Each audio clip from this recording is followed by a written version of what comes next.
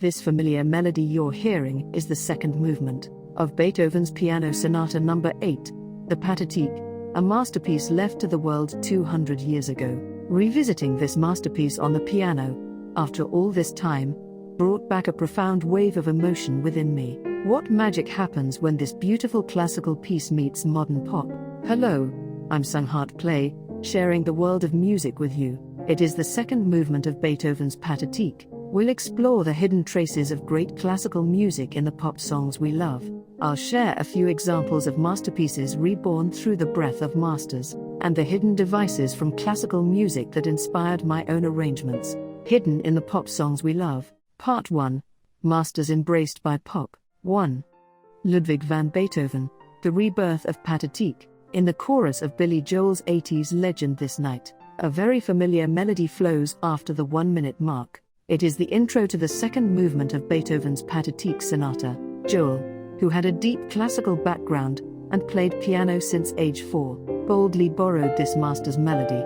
What's fascinating is the rhythmic transformation. Beethoven's original starts with a calm 2/4 time rhythm, but Billy Joel breaks it down into rich triplets or a 6/8 rhythm feel within each bar. He created a dynamic pop ballad groove over a formal classical melody. Even more remarkable was his respect for the master.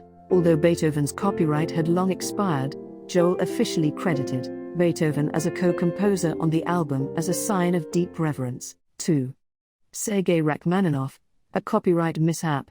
Eric Carmen's All By Myself was also inspired by Rachmaninoff's Piano Concerto No. 2. Having received classical training, he listened to this concerto every night and completed the sorrowful 8-bar intro. However, there is a famous and somewhat awkward episode. Carmen assumed Rachmaninoff's copyright had expired and listed himself as the sole composer, but a lawsuit from the estate forced him to pay 12% of all royalties for life. Although Russian by birth, Rachmaninoff spent his final years in American exile, which placed his musical legacy under American copyright law. Since Rachmaninoff passed away in 1943, the copyright was still valid at that time.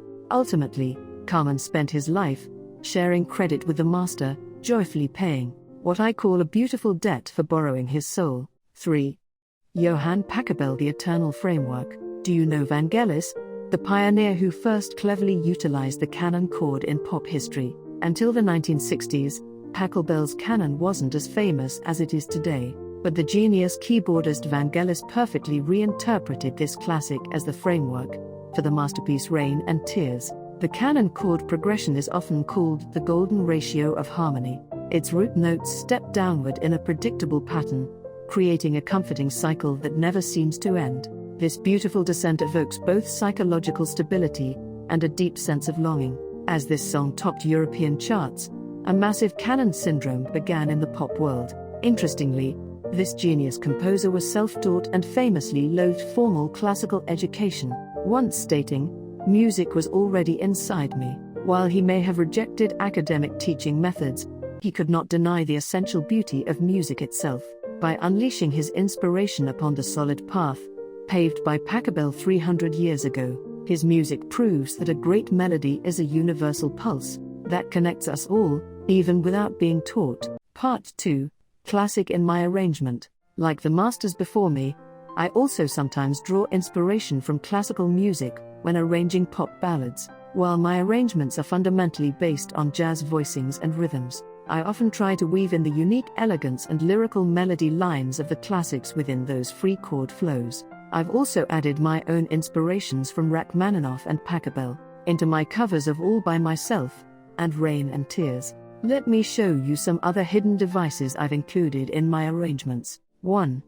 La Maritza, Schubert's Tenderness. This is La Maritza, one of the most loved videos on my channel. To add deep lyricism, I applied the broken chord technique using inverted triads from Franz Liszt's arrangement of Schubert's Serenade. I used this to express the song's sorrow with even greater density. Remarkably, a sharp-eared viewer noticed this hidden device and left a comment. 2. Lara's theme Blizzard and Ballroom. In the famous Christmas Eve party scene of Dr. Zhivago, the elegant ballroom dance contrasts deeply with the tragic tension of the film.